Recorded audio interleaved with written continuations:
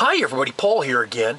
In this video, I'm going to show how easy it is to replace a garage door top or side seal like you see here.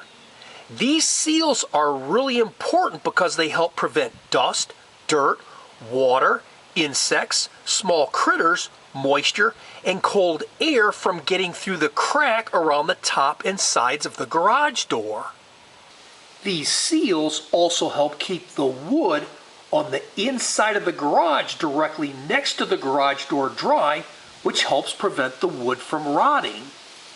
Over time, as these seals age, they can start cracking and tearing and they need to be replaced. Sometimes they can also be accidentally damaged, which is what happened to this one. Someone accidentally clipped it with the car mirror. In order to replace either the top or side seal, all you need to do is purchase a piece of garage door molding like you see here. As you can see, the garage door seal is already attached to the molding. You can usually find these at home improvement centers or lumber stores. I happen to purchase this one at Home Depot. These moldings come in different lengths, widths, and thicknesses, so be sure to measure the old molding first so that the new one is the same size. They also come in different colors.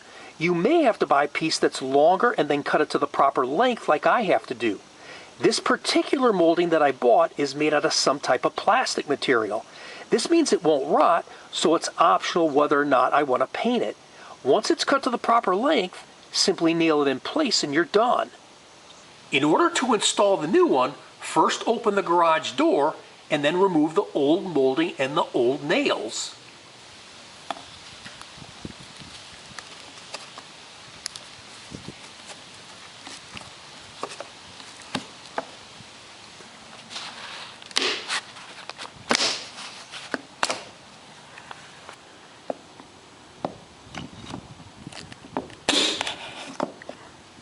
Then just wipe off any leftover debris with your glove. Next, measure and cut the new one to the proper length. If you don't have a power saw, then first cut the seal with a pair of scissors and then cut the molding with a hand saw.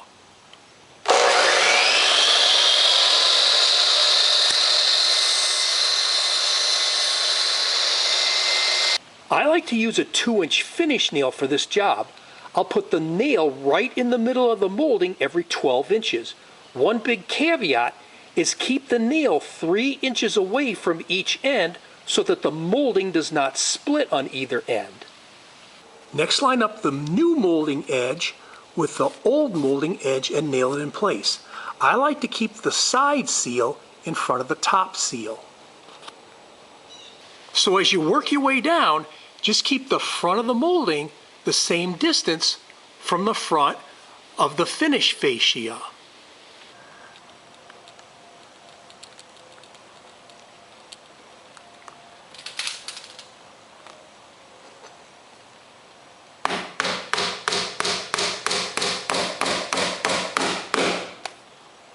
The job's all done. It didn't take long at all to do. I hope you found this helpful. And if you like this video, please hit the like button below, share it with your friends, and please be sure to subscribe. God bless you and have a great day. Bye for now.